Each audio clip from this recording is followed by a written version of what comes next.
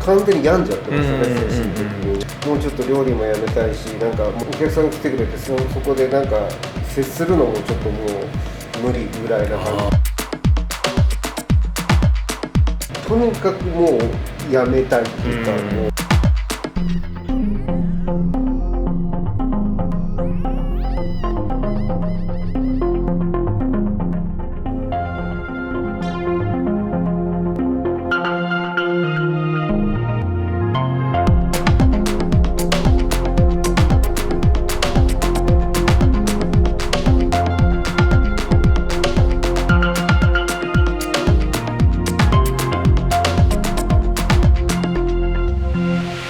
一緒に添えてあるのが、熟成させた北あかりというじゃがいも、甘みが増したじゃがいもと葉玉ね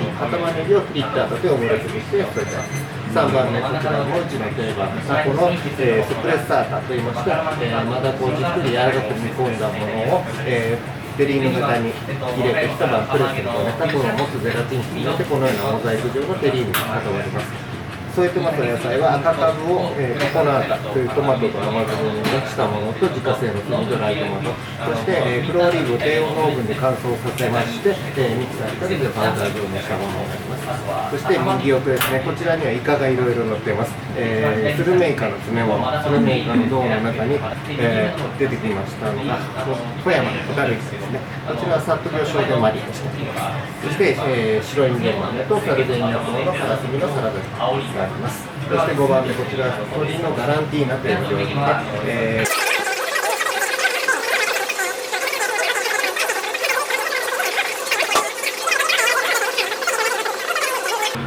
マンダリンオレンジの香りでマリネしたものと赤キャベツ、そして、リコッタチーズを入れます。6種類、いろいろ味や香り食感をフォリオリナ・デッラ・ポルト・フォルチューナですかこの説明の長さは完璧ですね。後藤さんといえばこれですよ。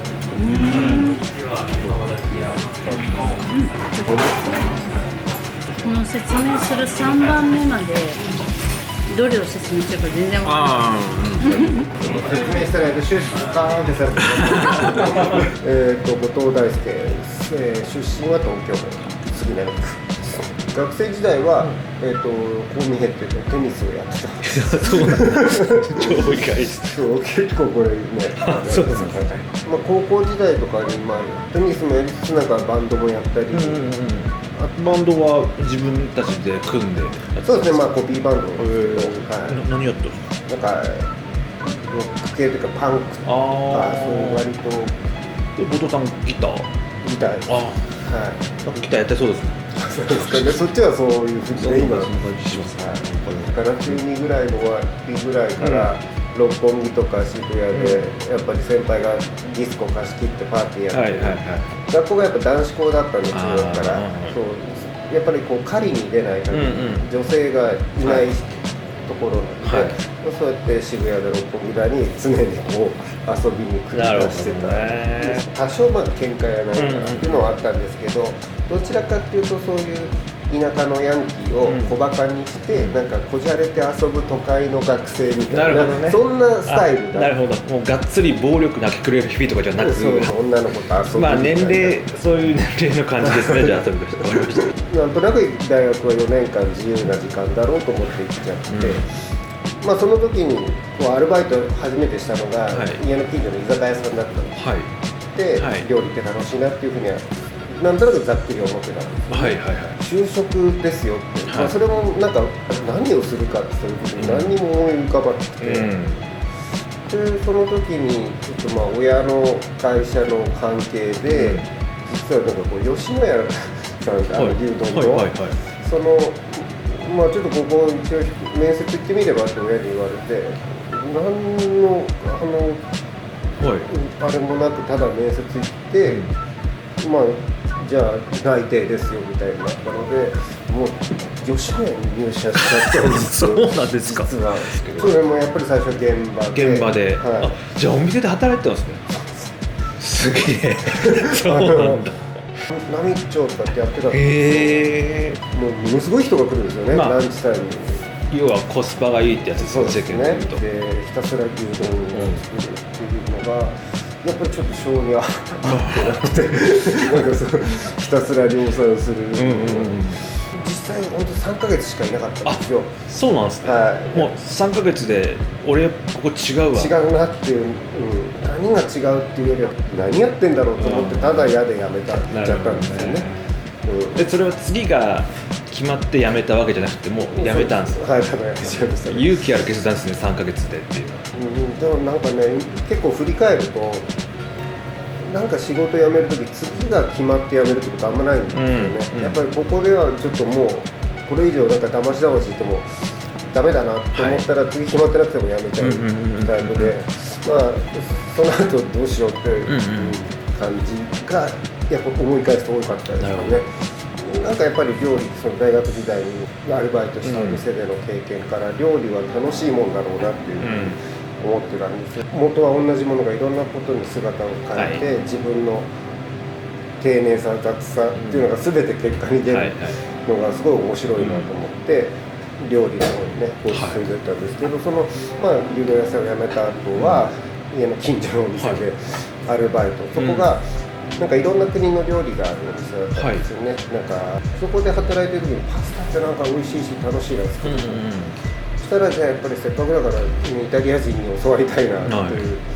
今もうないんですけど代官山にあったキアッケレってお店、そういう当時イタリア人シェフで、イタリア人マネージャーでスタッフもイタリア人で、そこをまあ食事に行って、でそこで働かせてもらえることになって、そこがからですね、僕のイタリアンがいいとキャリアのスタート。なるほど。でもただ最初キッチンに当時って空きがなくて、まずはホールからっていうのがアシスタントできたことをね、1年間当時は嫌だったんですよ、やっぱり料理がやりたい料理作りたいのにホールっていうのは、ああいう白いピシッとコートが着たかったんですけど、なんかシャツになんかこう似合わないベストみたいなの着させられてちょっとそれもすごい嫌で恥ずかしいなと思ってたんですけど、いつかキッチンに入りたいなっていう思いと、そうですね、1年ぐらいで空きが出て、それまでのその料理のキャリアっていうのは牛丼を作ってたってことですよね。それとちょこっとアルバイト、居酒屋でしたアルバイトだけだったので、イタリアンキアッケに入ったのが25歳ぐらい。あ、結構そこまで。だからめちゃめちゃそういうイタリア料理人としてのキャリアのスタートって遅くて。ですよね。いや結構なんか焦ったというか、温かい前菜ですね。今日、長崎対馬より穴子のフリットです。穴子に薄い衣をつけてカリッとふわっと、フリットにしてあります。下には、国産のいろいろなキノコと、あとはフランスのチロールだけ使ってるパミジャーノチーズに、卵黄と少量の生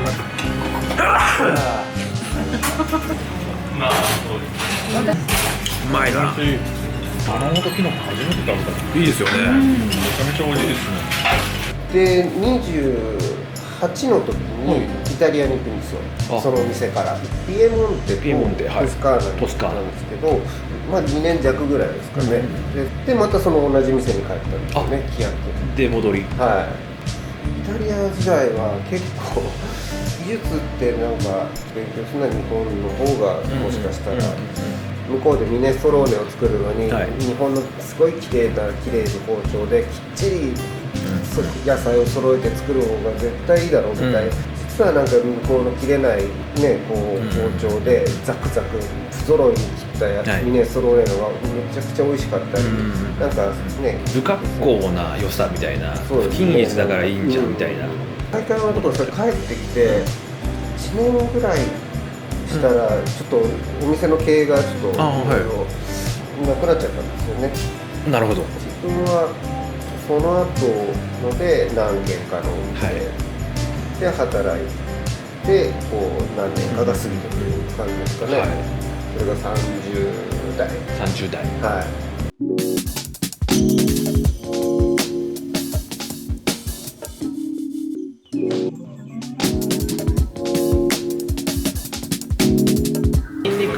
使わないんですよ。最高です。後藤さんのポリシーだから毎日食べられるイタリア料理。ニンニク入れたらうまくなるのは当たり前だと僕は思ってるんですよ。それを使わないっていう。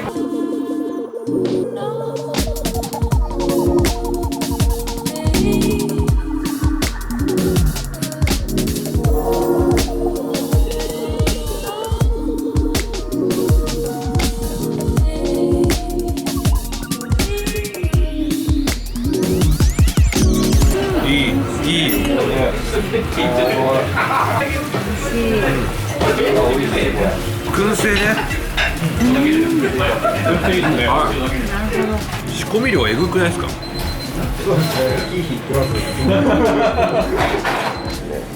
なんか当時渋谷ですごく人気のあったカフェがあってシェフを募集してるっていうのを、そこのシェフになることができて、なるほど、はい。30でじゃあもう長になったんですそうね。そうですね。そのお店の30記憶がやっぱりそうは言っても、まあ、キャリアスタートが遅かったので、まあ、たかが5、6年で詰め込んだものだけなんですけど、まあ、それをやっぱりあってとにかくやりたい、何しろただ自分がやりたいものだけをやっちゃってた、はいはい、そのお店のお客さんのニーズと合ってるかどうかっていうとねちょっと、難しかったんでしょうね。やっぱりなかなかうまくいかない部分も、はい、やっぱりお客さんはもうちょっと気軽なカフェ飯的なものを求めてたし、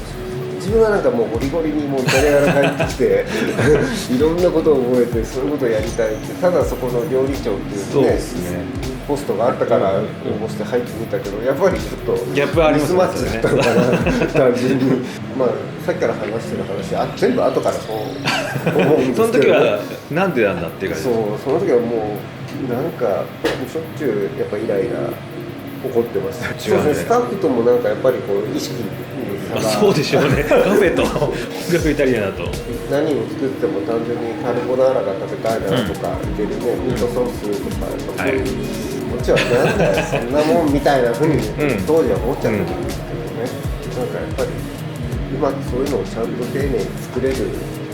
人が本当にすごい人ですよね、どんな状況でもね。まあ、その後表参道にあったオピチーナ・ディ・エンリコっていう、まあ、一緒にアルマーニ・リストランテを経営してたんですね、この会社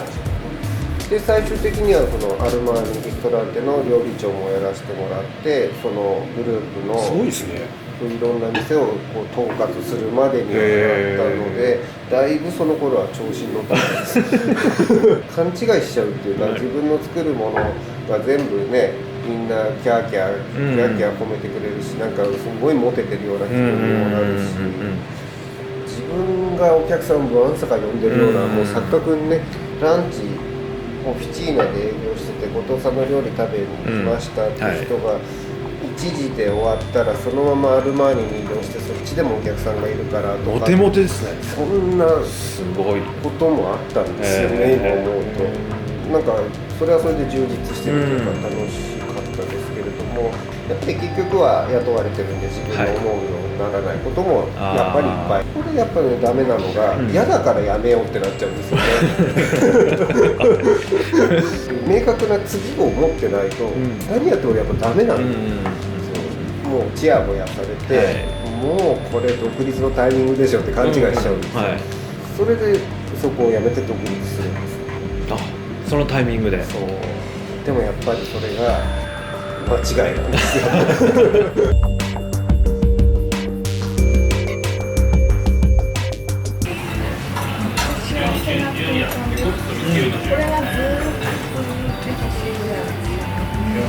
2011年に 3.11 だ。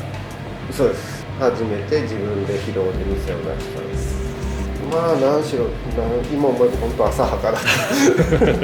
もうこのメンバーでこの料理とこの箱があればもうこうなんか事業計画みたいな、こう数字をいろいろああ1日これだけ来てこうでこうでああもう間違いないわとか実際開けてみるとそんなことはなく、まあ最初の頃はねそういうアルマーニのお客さんとかなんとかちょろちょろは来てくれたんですけど、なかなかまあだんだん、まあ、この料理美味しければお客さんだって来るよねって思っちゃったんですよね。まあでも本当発信しなきゃ誰も気づいてくれない、相変わらずなんかとんがってたっていうか、なんでこれお客さん来ないな、これに気づかないのはちょっとどうなってんだろうっていう逆に客おかしいだろうとぐらいに思っちゃったんですよね結構尖ったんですねそうですね、もう恥ずかしい感じですけど。それ浅田さんどういう感じで受け取ったんですか？アルマーニの方たちの感覚だけで、私のこということは一切無視だったんでなるほどね。皆さんどうぞっていう感じは好きにやれば。そうそうですね、最初はランチはパスタランチみたいな、もうちょっとカジュアルな入りやすい感じの価格のものも用意した方がいいんじゃないのとかも言われてたんですけど、いやそんなのいらない、みたいな感じでもう強気でやっちゃってたんですけど、はいね、お客さん入らないで暇だとやっぱスタッフ間でもなかなかこうね、だんだんうまくいかなくなっちゃうんですよね、いろんなことがね。なんか、モチベーションも多分スタッフも下がるでしょうし、そうですね、結構な人数で始めたんですけど、だんだんやっぱりもう、お給料も払えなくなっちゃったりして、最終的にはね、キッチンを自分一人、ホールに一人っていう感じで、まあ時々朝の手伝ってもらってたんだね。最初からそれで良かったじゃないですか。本当そういうふうにね始めればじゃあなんか完全にもう鼻をくじかれたという感じだった、その経験っていうのは。ダメだ、やっぱ最後の方はちょっともうなんていうんだろう、もう完全に病んじゃってましたね、精神的に。ちょっと鬱っぽく。そうですね、もうとにかくもう極端な話、もうちょっと料理もやめたいし、なんかもう、お客さん来てくれてそこでなんか接するのもちょっともう無理ぐらいな感じに。そこまでいったんですね。そうですね、結構もうだから家帰っても朝などもほとんど口につかない、なんかもう人ともう関わるのがもう無理みたいな感じになっちゃう。ただね、辞めるって言ってもまたすごいお金がかかっちゃうんで、もうこっちも気持ち的な限界の時に、そういうちょっとここのお店を引き継ぎたい人が現れたので、もうどうぞっていう、2016年ぐらい。じゃあ結局4年、5年ぐらい。5年弱ですかね、5年ぐらい。はい。料理を続けていくのかっていう感じなんですか、そのメンタル的には。そうですね、もうその当時ちょっとどんな感じだったのかはっきり思い出せないですけど、とにかくもうやめたいっていうか、もう一旦やめたいっていう、ただまあそれでもね、その後何もしないわけにもいかない、次は代官山に手の葉っていう、もうそこはすごい大箱で140席とかでかいですねでそこでまあなんだろう、リハビリでもないけど、そうですね、まさにそういう感じで、まあちょっと一旦そういうもうピキピキした緊張感とか、ストレスから受けて、その自分が経営者じゃなくもう雇われて、ちょっとそういったちょっと気苦労みたいなのがないっていうか、ちょっと本当にリハビリみたいなでもその移動してばっかりの時はやっぱりまた合わなくて空気感というか、やっぱり皆さんこう大きなファミレスみたいな感じで楽しそうに働いてるのが結構羨ましかったんですけど、自分はなんでこんなに厳しい中で、今まできつかったのにこの人たちはなんでこんなニコニコ、なんかのほんと働けてんだろうっていうのはちょっとイラッとすることもあったりして、そういうのでちょっと衝突することもあったんですけど、それは完全に自分が間違ってるんですけど、こういうやっぱ飲食店の楽しいスタイルというか働き方も、あるんだよねっていう、横浜のお店から、ちょっとオファーがあって、そのシェフやってもらえないかので、もともと知ってたお店で、まあありがたいお話だと思ったので、それでそちらに移動したんですよね。だから結局その間はもう自信をちょっと取り戻していってるそうですね、感じですか。だんだんとやっぱりまたこの感覚を、その後もう一回ちょっと表参道のお店に誘われたので、なんかもともとですけど、そこに移って3ヶ月でコロナのちょうど、それが2020年の1月にそこに移って、3月ぐらいでもうちょっとダメだって言って閉店しちゃったんですよね、そのお店が。また無職にして、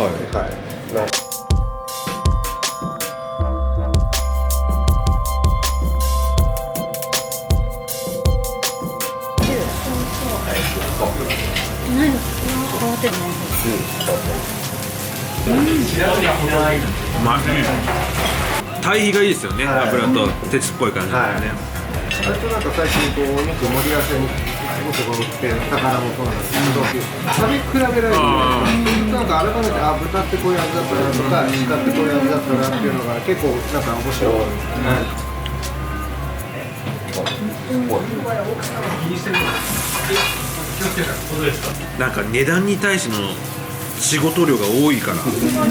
感動するよ本当に。ちょうどその時付近にここのジャノイさんのこのビルがあって、はい自分がまあビル移転したらちょっと来ないみたいな話をね、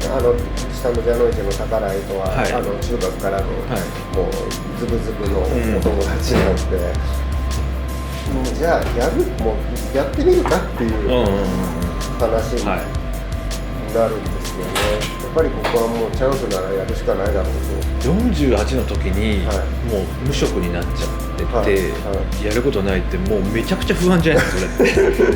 本当はもうかなり不安ですよね。ですなんか自分、まあ多分浅野のおかげかもしれないですけど、やっぱそういうのをいちいちなんかそんなに言われないというか。ああそうですか、でもまあ本当はもっと自分が不安にならなきゃいけないんですけどでまあここがスタートしました、はい、コロナ禍の最中です、はいでもお客さんっていうのはまあ最初は来なかったですかね、何しろ人がね街にいなかったので、年明けたら緊急事態宣言ですよみたいなのがあって、とにかく暇、割とこう内装とかいろんなとこ安くやってもらったので、ちょっと裏とかは壁塗ってなかったりしたんで、営業中に壁塗ったりしてました店作りしてたんですねそうなんですよねもともとがここやっぱり下のジャノイチの宝井がこう仲間というか、この辺での顔がとにかく広いので、この老舗のね、多いもう数々の方たちが新参者のこんな自分に割と優しくこう気にかけてくれて、そのお客来てくれて紹介呼んでくれたり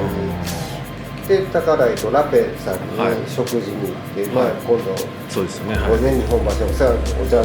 ご近所になりますって話したら、ちょうど松本さんが物件を探してる、